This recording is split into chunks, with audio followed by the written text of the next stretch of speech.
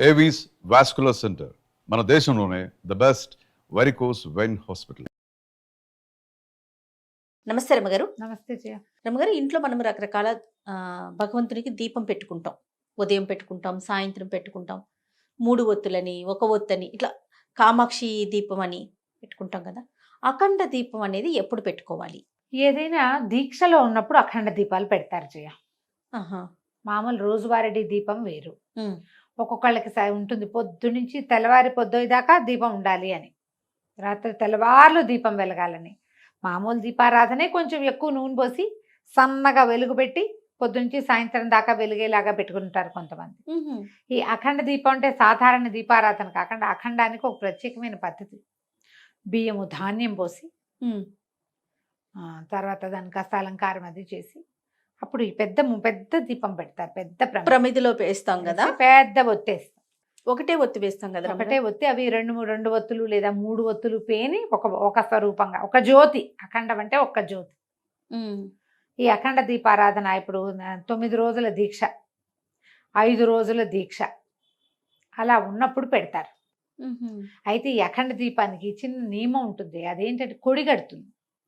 ఆ కొడి తీసి మలిపి మళ్ళీ కొంచెం జ్యోతిని ప్రజ్వలనం చేయాలి. ఉహు, ఎక్కడ పడితే అక్కడ బాత్రూములకి వెళ్ళొచ్చి బయటికి వెళ్ళొచ్చి దీపారాధన దాన్ని ముట్టుకోకూడదు. ఉమ్, మడిగా చేయాలని మా ఇళ్లలో పద్ధతి అయితే మడిగా చేయాలని. ఒక వెంకటేశ్వర దీపారాధన చేసినప్పుడు ఏదైనా దేవాలయం మన సత్యనారాయణ వ్రతము, గృహప్రవేశము, వివాహాది శుభకార్యాలు అప్పుడు చేస్తే ఇది మన ఇది చేస్తాం కదా, మన చలివిడి దీపారాధన చేస్తాం. పెద్ద చలివిడి ఎక్కువ గుంత చేసి అందులో పెట్టి పెడతారు. ఎప్పటిదాకా వెలిగితే అప్పటిదాకా దాన్ని అట్లా పూర్తిగా వెలగనిస్తారు. వెంకటేశ్వర దీపారాధన కూడా అంతే. పెద్ద ప్రమిద పోసి ఒత్తి ప్రమిద పెట్టి అందులో బాగా ఆవునై పోసి అంటే ప్రత్యేకించి ఏమన్నా వ్రతాలు చేసేటప్పుడు అట్లా కొందరి ఇళ్లలో ఉంటుంది. కానీ మనం అఖండం అనగానే దసరా 9 రోజులు, వసంత నవరాత్రులు. వసంత నవరాత్రులు అంటే చైత్ర శుద్ధ పాడ్యమి పండగ నుంచి మొదలుపెట్టి రాముల వారి పెళ్లి పండగ పట్టాభిషేకం దశమి నాటి దాకా ఉంచుతారు. ఇవి మనం సాధారణంగా ఇళ్లలో కంటే దేవాలయాల్లో చూస్తాం. ఇంట్లో ఇలా దీక్షగా ఉంచుకునే వాళ్ళు దీన్ని పెట్టుకోవచ్చు. ఓకే. ఇప్పుడు ఏదైనా జయ, నిన్ను బెదిరించడం ఎంతసేపు? అంతే కదా రమ్మగారు. ఒక్క మాట ఇప్పుడు నా వీక్నెస్ ఏదో తెలిసిందంటే వెంటనే బెదిరించవచ్చు. బెదిరించడం చాలా సులువు. బెదురుకి లోనైన వాళ్ళు ఏమైపోతారు అనేది వాళ్ళ ఫేట్. అంతే అంతే. ఒక్కొక్కళ్ళు పిచ్చ టెన్షన్ పడిపోతారు. అవును. ఈ అఖండం ఆరకూడదు చెప్పాము, అది మలకూడదు, ఉంచాలి. ఉంచగలిగితేనే పెట్టు. నువ్వు పెట్టాలి, అది మలకూడదు. నువ్వు ఒళ్ళు దగ్గర పెట్టుకోవాలి అంటే పెట్టకపోయినా పర్వాలేదు. రోజువారీ దీపారాధన చేసుకోండి. ఇంట్లో 4 పెద్దవాళ్ళు ఉండి, నీకు వెన్నుదన్ను ఉండి, ఇంట్లో పని చేసుకునేందుకు అవకాశం ఉండి, నువ్వు బయటికి వెళ్తే నీ ఇల్లు దీపాన్ని కనిపెట్టుకుని ఉండేందుకు ఇంట్లో పెద్ద దిక్కుంటే అప్పుడు నువ్వు అఖండం పెట్టుకోవాలి.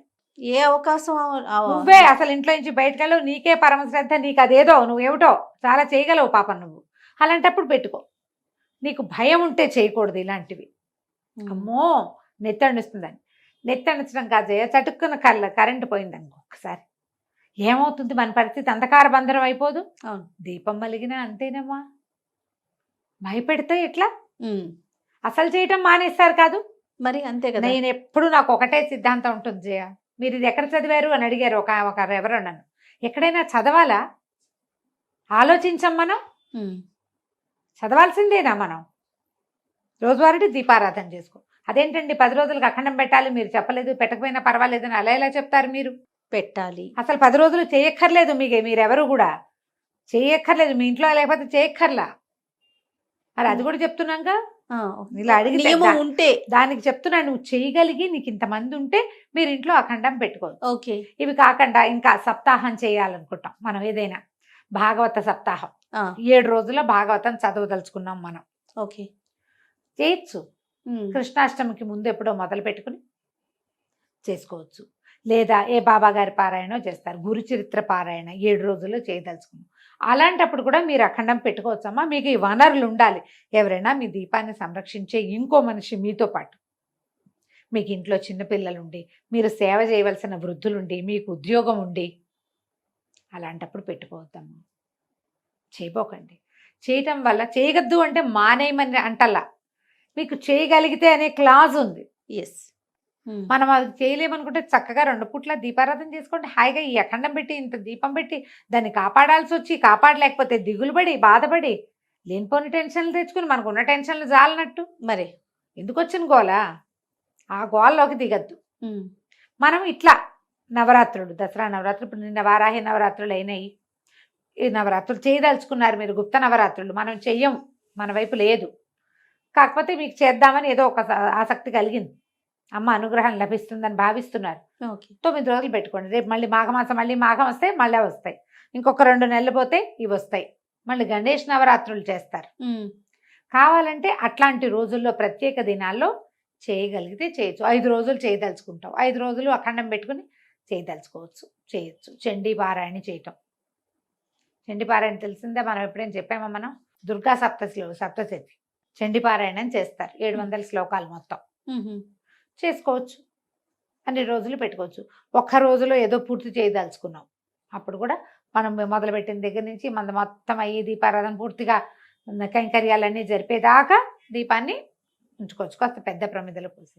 ఇదే పద్ధతి. మనం ఈ అఖండాలు ఎక్కడ చూస్తా అంటే మఠాలు, పీఠాలు, దేవాలయాలు సంరక్షించే జనం బాగా ఉంటారు. అప్పుడు పెడితే దీపం వెలుగుతూ ఉంటుంది. అట్లా అంటే మనం మధ్యలో కాస్త అటు ఇటు వెళ్ళినా కూడా సేవ నడుస్తూ ఉందన్న గుర్తు. అంతే అంతే. మనం మన జీవితకాలంలో అవసరమైనవి ఉంటాయి కదా, జీవితంలో మన బాత్రూమ్లకు వెళ్ళాలి, అవసరాలు ఉంటాయి, ఆహార స్వీకారం చేయాలి, ఎవరైనా వస్తే తాంబూలాలో భోజనాలో ఏవో ఒకటి చూసుకోవాలి.